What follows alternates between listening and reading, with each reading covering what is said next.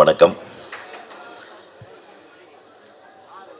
அதாவது நான் இந்த 2-3 ஆண்டுகளாக நிறைய திரைப்பட பாடல் வெளியீட்டு விழாவுக்கும் ட்ரெய்லர் வெளியீட்டு விழாவுக்கும் சென்று கொண்டிருக்கிறேன். அதில் இப்படி ஒரு அரங்கு நிறைந்த ஒரு விழாவை நான் ரொம்ப நாள் கழித்து இன்றைக்கி தான் பார்க்குறேன். அப்புறம் 11 வருஷம் கேப்போ 15 வருஷம் கேப்போ, இந்த கேப்பை பற்றியெல்லாம் கவலை இல்லை. மக்கள் நாயகன் நடித்தால் அது கேப் இல்லாமல் சீட்டு ஃபில்லப் ஆகுன்றதுக்கு உதாரணம் இதுதான். எந்த தியேட்டராக இருந்தாலும் சரி. ராமராஜன் சார் ஒரு அற்புதமான கலைஞர். அதாவது பார்த்திங்கன்னா புரட்சித் தலைவர் எம்ஜிஆர் அவர் ஒரு ஸ்டைல் ஆஃப் ஆக்டிங்கு, எம்ஜிஆர் ஒரு ஸ்டைல் ஆஃப் ஆக்டிங், அவர் ஸ்டைலிஸ்ட் ஆக்டிங்கு. அந்த 2 பேரையும் ஃபாலோ பண்ணது 2 பேர், கமல் சார், ரஜினி சார். அவங்க 2 பேரும், Rajini sir stylist actor, Kamal sir இயல்பான ஆக்டரு.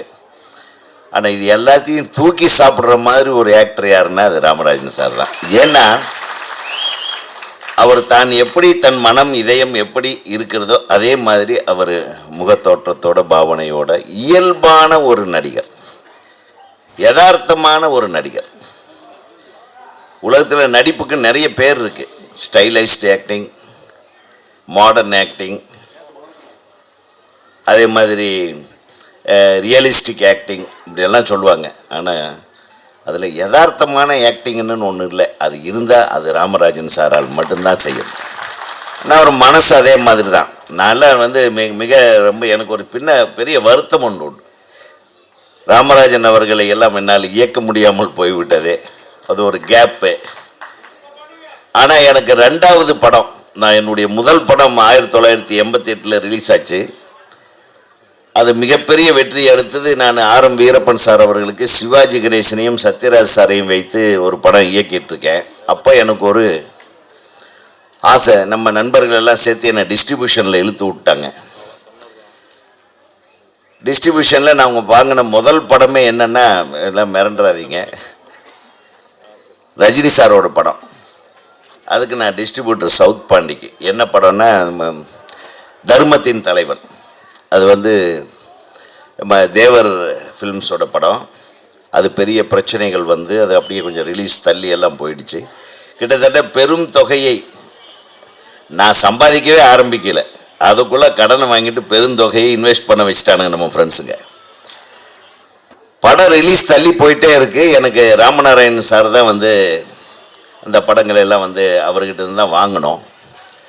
அவர் உதயகுமார், இது ரொம்ப லேட் ஆகுது, நான் இன்னொரு படம் தர்றேன், வெறும் 2 லட்சம் ரூபா தான், நீங்கள் 9 லட்ச ரூபா கொடுத்துட்டீங்க, 7 லட்ச ரூபா நான் உங்களுக்கு கொடுத்துட்றேன், இப்போவே வாங்கிக்கோங்க, அந்த 2 லட்ச ரூபாய்க்கு நான் உங்களுக்கு ஒரு படம் தரேன், அதை ரிலீஸ் பண்ணுங்கள், நல்ல படம், நல்லா ஓடுன்னு.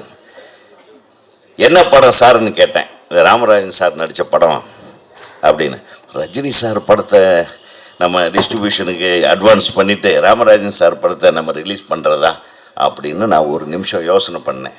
இல்லை சார், அவங்க எதுவும் தப்பாக நினைப்பாங்க, தேவர் ஃபிலிம்ஸ்காரங்களுக்கு நம்ம அட்வான்ஸ் கொடுத்துட்டு அவ்வளோ பெரிய நிறுவனத்துக்கிட்ட நான் படம் வாங்கலேன்னு சொன்னால் அவங்க மனசு புண்படுவாங்களே, நான் என்ன பண்ணுறது, இதையும் சேர்த்து வாங்கிட்டுமா சார்னு. இதுக்கே நீ இன்னும் 7 ரூபா என்னவோ பேலன்ஸ் கொடுக்க வேண்டியிருக்கு, அதை எப்படி நீங்கள் பண்ண முடியும்? அங்கே மிஸ் பண்ணேன். அந்த கரகாட்டக்காரன் 1 கோடி ரூபா கலெக்ட் பண்ணிச்சப்போ அந்த சவுத் பாண்டி. இன்னொரு உண்மையை சொல்கிறேன், ரஜினி சார் படத்தில் எனக்கு 4.5 கோடி ரூபா லாஸ். பாருங்க, அப்படின்னா ஹூ இஸ் மிஸ்டர் ராமராஜன்? அதாவது இது தப்பாக ரைட்டான்றதல்ல, சினிமா சாமானியனையும் பெரிய ஆள் ஆக்கிடும், பெரிய ஆளையும் சாமானியன் ஆக்கிடும். இப்போ 2மே அவர் தான். இப்போ இவர் சாமானியனாக தெரியறாரு. இந்த படம் ரிலீஸ் ஆன உடனே எஜமான ஆகிடுவார்.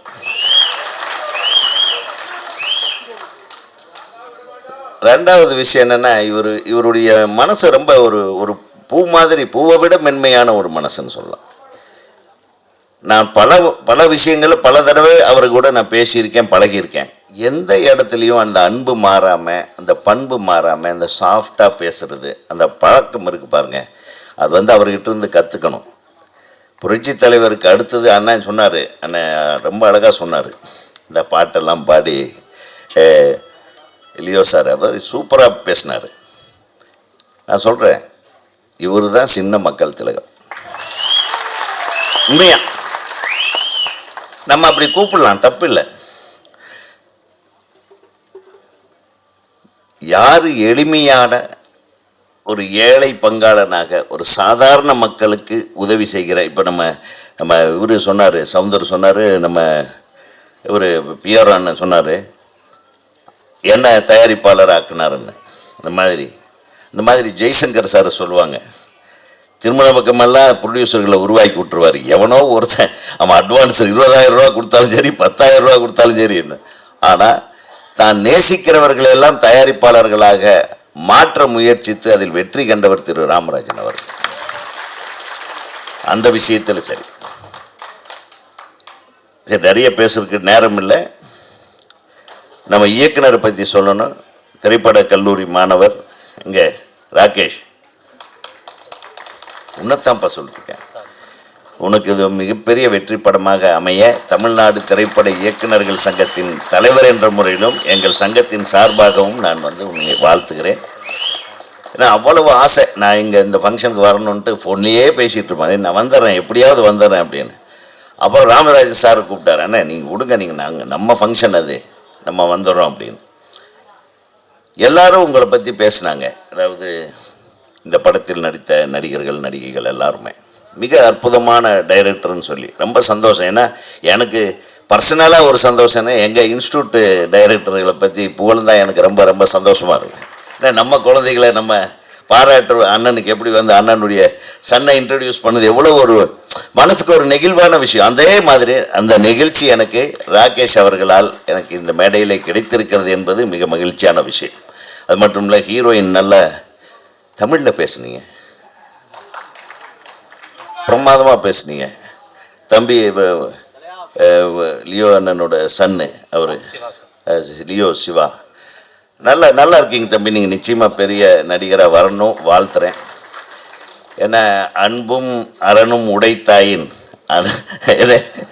அந்த அந்த பண்பெல்லாம் உங்ககிட்ட இருக்குது, அப்பா கிட்ட இருக்கிற அத்தனை பண்பும். ஆனால் என்னுடைய சின்ன கவுண்டர் படத்தை பற்றி கொஞ்சம் பெருமையாக பேசிட்டார். ஆனால் அங்கங்கே போட்டு வம்பு இழுப்பார் என்ன மேடையில். அந்த பம்பரம் விட்டதை வச்சு எனக்கு வச்சு செய்வார். நான் அதையும் பார்த்து நான் கேட்டிருக்கேன், அது என்னென்ன அந்த பம்பரம்னா தெரியாதனமாக விட்டேன் அப்படின்னு.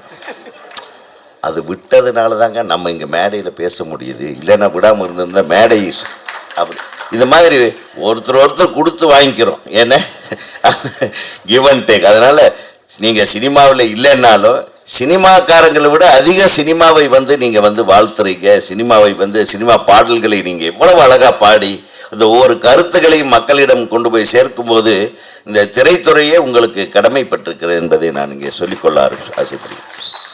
ஆக இந்த படத்தில் நடித்தவர்கள்லாம் ரொம்ப அவங்க பேசினாங்க. நம்ம சுப்பிரமணியம் பேசினார். அனைவருக்கும் நான் இன்னும் இந்த திரைப்படத்தில் இயக்குனருக்கு உதவிகரமாக இருந்து செயல்பட்ட அனைத்து உதவி இணை துணை இயக்குனர்களுக்கும் எனது மனமார்ந்த வாழ்த்துக்கள். இந்த திரைப்படத்தில் பங்கேற்ற அனைத்து தொழில்நுட்ப கலைஞர்களுக்கும், இவர்களுக்கு எல்லாத்துக்கும் மீறி இது ஒரு அற்புதமான திரைப்படமாக எல்லாரும் பாராட்டும் விதமாக ஒரு நல்ல விழாவை எடுக்கக்கூடிய எல்லார் முகத்திலையும் சந்தோஷமான ஒரு ஃபங்க்ஷன் இதுதாங்க. நானும் பல ஃபங்க்ஷனில் எல்லாருமே சந்தோஷமாக கடைசி வரையிலும் இருக்கீங்களே, அதே ஒரு மிகப்பெரிய வெற்றியினுடைய அடையாளமாக நான் நினைக்கிறேன். ஸோ இந்த சந்தோஷத்துக்கெல்லாம் முக்கிய காரணமான ஒரு ஆள் இருக்கிறார், அவர் தான் மதி அழகன். அவர் பாருங்க, நிச்சயமாக இது உனக்கு வெற்றி படம் மட்டுமல்ல, இந்த படத்தை தொடர்ந்து நிறைய தப்பும் வரும், தப்பு வஸ்துதி, கவலைப்படாதீங்க. உங்களுக்கு மிகப்பெரிய பொருளையும் புகழையும் ஈட்டித்தரக்கூடிய ஒரு வெற்றி படமாக சாமானியன் அமைய என்னுடைய மனமார்ந்த வாழ்த்துக்களை சொல்லி மீண்டும் ராமராஜன் அண்ணன் அவர்களை மிகப்பெரிய அளவிற்கு இது உயர்த்தி விட வேண்டும். ஏன்னா அதுக்கு நாங்கள் எழுதிருப்போம். நிச்சயம் யாரோ ஒருத்தர் சொன்னாங்க, வாய்ப்பு வந்தால் நானும் அவரை வைத்து ஒரு சாமானியனுக்கு அடுத்த ஒரு எஜமான் மாதிரி ஒரு படம் எடுக்கிறதுக்கு நான் ரெடியாக தான் இருக்கேன், அது நடக்கட்டும் என்று கூறி இந்த விழாவிற்கு என்னை அழைத்தமைக்கு நன்றி கூறி அனைவருக்கும் நன்றி கூறி வாழ்த்து கூறி விடைபெறுகிறேன்.